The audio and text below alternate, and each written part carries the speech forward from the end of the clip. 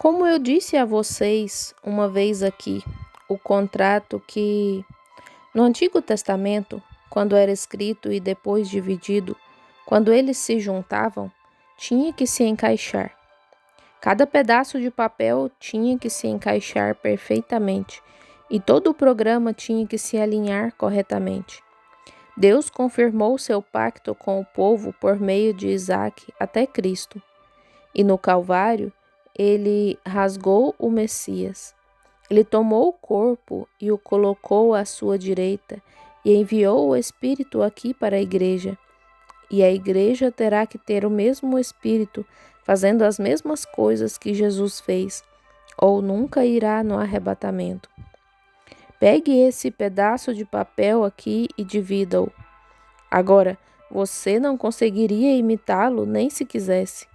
Tem que voltar com o mesmo papel para que as letras venham exatamente como estavam. É exatamente assim que a igreja deve ser.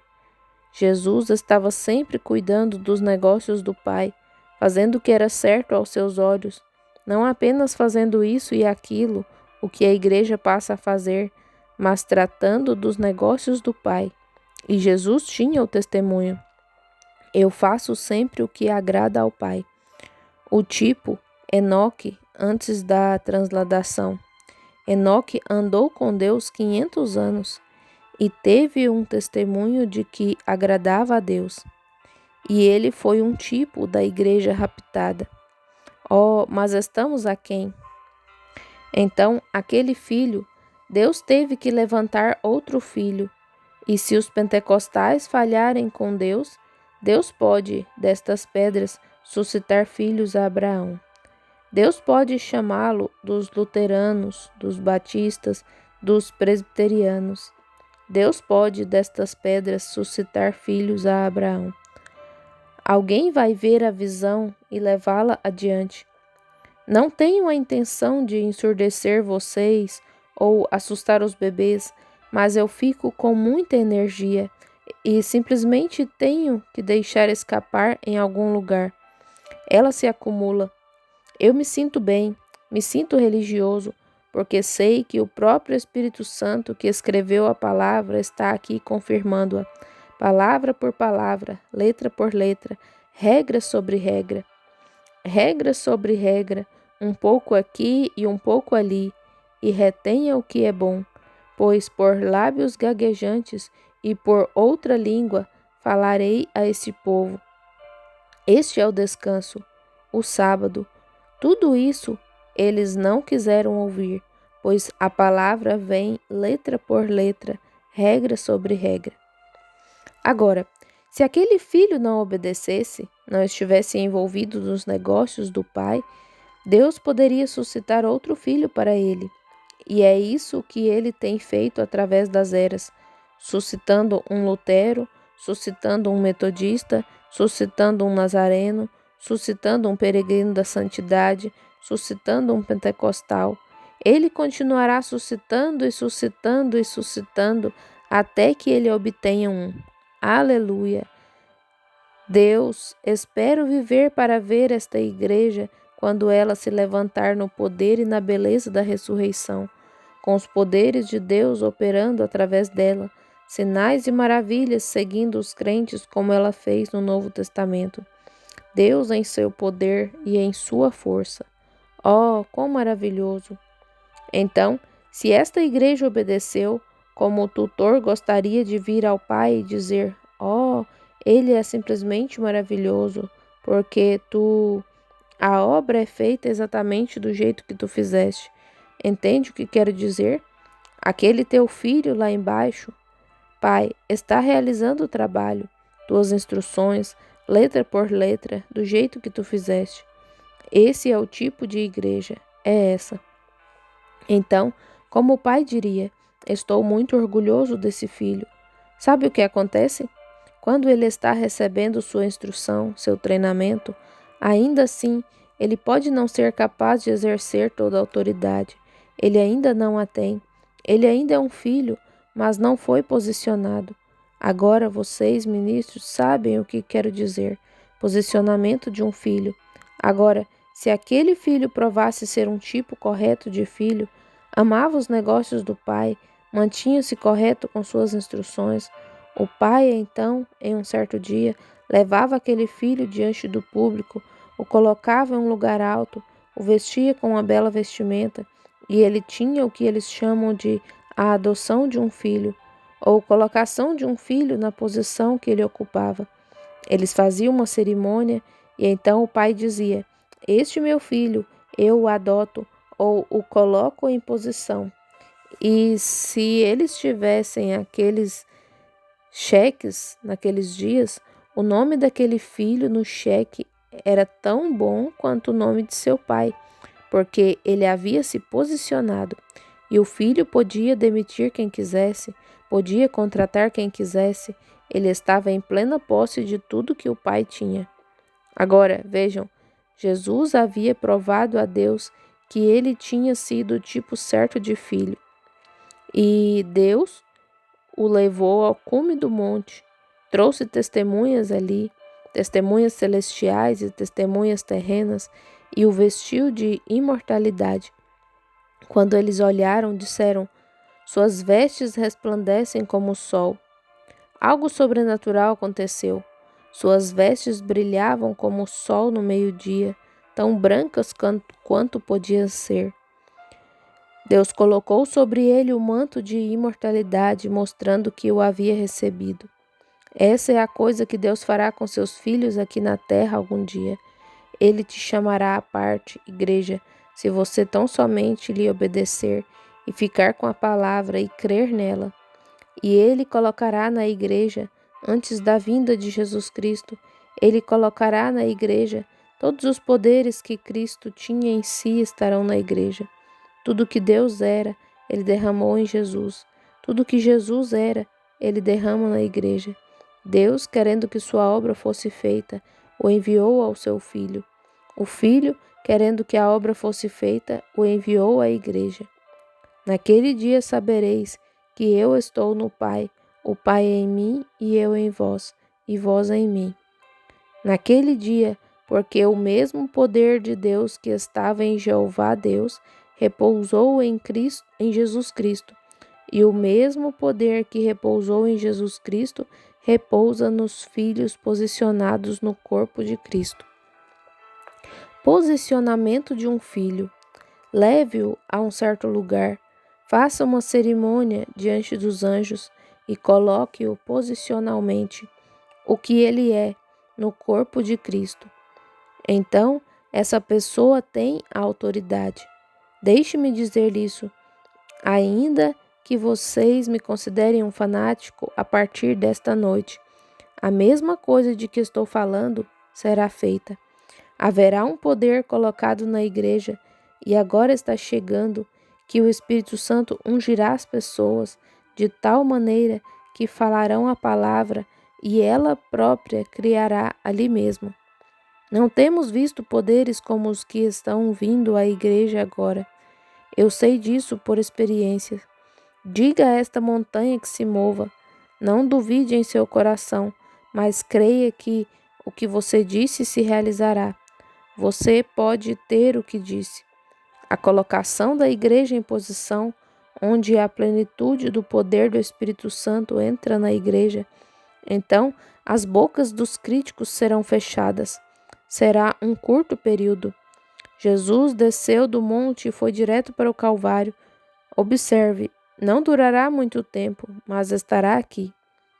Pois bem, quando houve a operação do sobrenatural na dedicação, quando há a operação do sobrenatural, isso entusiasma as pessoas, faz com que elas se empolguem e fiquem descontroladas.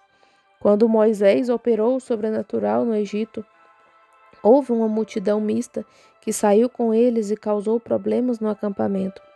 Vocês sabem disso. Todos os leitores da Bíblia estão cientes disso. Produziu uma multidão mista, crentes misturados com incrédulos. Causou problemas no acampamento mais tarde. Quando há a operação do sobrenatural, as pessoas ficam entusiasmadas e acabam errando. É a mesma coisa que aconteceu na esfera pentecostal de vocês. houve operação do sobrenatural. Deus derramou a primeira coisa, o dom do Espírito Santo, para permitir que as pessoas falassem em línguas.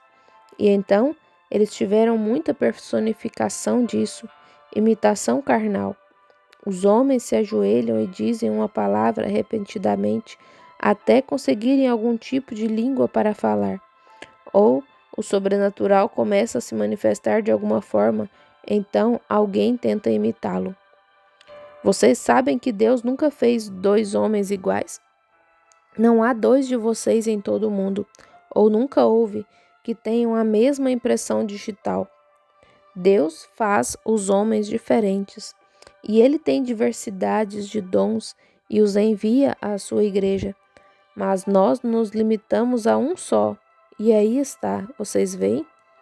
Você não obtém a sabedoria do Espírito. Essa é a razão pela qual Deus não pode nos colocar na posição em que deveríamos estar em seu corpo. Pois a um é dado esse tipo de dom, a outro esse tipo de dom, a outro outro tipo de dom, e assim por diante, mas todos no mesmo corpo. Porém, queremos ser exatamente como aquele outro. Você não pode fazer isso. Você deve usar a sabedoria da palavra. A Bíblia é que é o nosso projeto. Assim sendo, quando esse filho era posicionado, Deus posicionou seu filho pela mesma lei que ele ordenou para eles. Agora, como ele havia ordenado que haveria morte pela desobediência, Deus desceu e se fez carne e tomou a desobediência sobre si mesmo e morreu pela raça humana sobre a qual ele colocou a morte. Ou melhor, eles trouxeram a morte sobre si mesmos e tomou a morte por eles para que pudesse redimi-los. No posicionamento de um filho que ele tinha as ordens do Antigo Testamento, Deus desceu e posicionou seu próprio filho. Enquanto eles subiam o monte, e de repente o anjo do Senhor veio, e o poder do Senhor os cobriu com sua sombra, e suas vestes começaram a brilhar como o sol. E eles viram Moisés e Elias lhe apareceram, e falando com ele, veio uma voz do céu dizendo: Este é o meu filho amado, a ele ouvi. Todos os poderes nos céus e na terra foram dados a ele. Ele havia sido obediente. Ele era o filho de Deus então. Deus posicionando seu próprio filho. Ouvi, escutai-o. Pois bem, o que aconteceu lá? Assim que se operou o sobrenatural, Pedro ficou todo entusiasmado. Disse: Vou lhes dizer o que vamos fazer. Vamos construir 3 tabernáculos aqui, fazer 3 denominações diferentes. 3 tabernáculos diferentes. Queremos um para os que desejam guardar a lei de Moisés. Vamos deixá-los adorar neste tabernáculo. Um para os que desejam guardar o que os profetas disseram. Vamos deixá-los adorar neste tabernáculo. E aquele para os que desejam crer no que Jesus disse. Nós os deixaremos naquele tabernáculo. Fico muito feliz que Deus tenha impedido isso. E se tivéssemos guardado a lei? A lei tem justiça sem misericórdia. Você não pode ser salvo pela lei. Não tem salvação na lei. A lei apenas condena você. Ela diz que você é um pecador e culpado, mas não tem misericórdia. É um policial que te lança na prisão sem nenhuma maneira de sair. Fico feliz por não termos que ouvir Moisés, porque ele trouxe a lei. E os profetas eram a justiça. Eu não quero a justiça de Deus. Não, eu quero sua misericórdia, não justiça. Se eu tivesse justiça, eu seria condenado. Eu quero misericórdia. Eu não imploro por sua justiça, eu imploro por sua misericórdia. Moisés, ou melhor, Elias, aquele que representava os profetas, ele subiu o monte e se sentou lá. Ninguém deveria se aproximar dele. E um rei louco enviou 50, disse: Se eu sou um homem de Deus, que desça fogo e consuma. Justiça. Eu não quero isso. Mas antes que Pedro terminasse de falar sobre aqueles 3 diferentes tabernáculos, a voz falou da glória e disse: Este é o meu filho amado. A ele ouvi. Moisés se foi, a lei se foi, os profetas se foram, Mas este é o meu filho amado, escutai-o. Não importa onde você esteja, escutai-o. Não importa o que qualquer coisa diga, o que mamãe diga, o que papai diga, o que a lei diga, o que qualquer outra coisa diga, escutai-o. Ele é a voz eterna. Deus o posicionou como seu mediador, como seu pai, como seu Deus. Este é meu filho amado. A ele ouvi. Amigos, as pessoas dessa nação e deste mundo, à medida que viajo por ele, percebo que estão tão famintas por um cristianismo real e genuíno. Temos tanta maquiagem, tanta encenação, tanta personificação que o mundo está realmente faminto para ver algo real. Que golpe outro dia, quando o Sr. Billy Graham, deixou aquele bando de pagãos ficar lá e desafiá-lo com o evangelho que ele estava pregando. Não sei o que eu faria, mas creio que seria como os jovens hebreus. Nosso Deus é capaz de nos livrar dessa coisa. Nunca deixarei que o evangelho seja pisoteado. Veja, chegou a um ponto, amigo, onde o mundo está tão horrível que vai fazer você provar cada centímetro de terreno em que está pisando. Satanás vai fazer isso. E está chegando um tempo em que as personificações e o pensamento carnal serão extirpados do real e verdadeiro corpo de Cristo. E ele terá um corpo puro, santo e cheio do seu espírito, andando em seu espírito e fazendo as obras que ele fez. Sejam fiéis a isso. Querem algo real. Eles estão famintos e sedentos para encontrar a coisa real.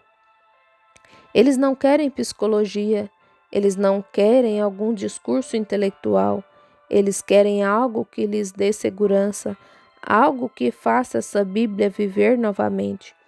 Quando desci do avião em Bombay, Índia, onde tivemos nossa maior reunião, foi estimado que haviam cerca de 500.000 em uma reunião. O primeiro que encontrei no Taj Hotel, onde talvez 400 ou mais missionários se reuniram, foi o bispo da igreja metodista de lá.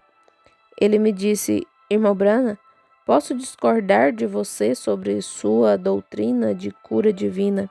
E continuou: mas você tem um bom nome e eu quero que você o mantenha limpo, pois é algo para essas pessoas. E afirmou: mas nunca se chame de missionário aqui. Esclareceu: nós tínhamos a Bíblia antes. 2000 anos antes de vocês serem uma nação. Isso é verdade. São Tomé foi lá e levou o evangelho para a Índia. Mas o que eles fizeram? Eles o transformaram em uma teologia intelectual. E é aí onde isso está. Ele disse: ouvimos aqui na Índia que Deus lhe deu um dom para fazer esta Bíblia viver novamente. É nisso que estamos interessados, fazer a Bíblia viver novamente. É isso que as almas famintas desejam, é ver a Bíblia se tornar real, ver Deus entrar em cena e fazer do jeito que Ele fez, a palavra viva se tornando uma coisa viva para nós, sedento por coisas reais, muita personificação.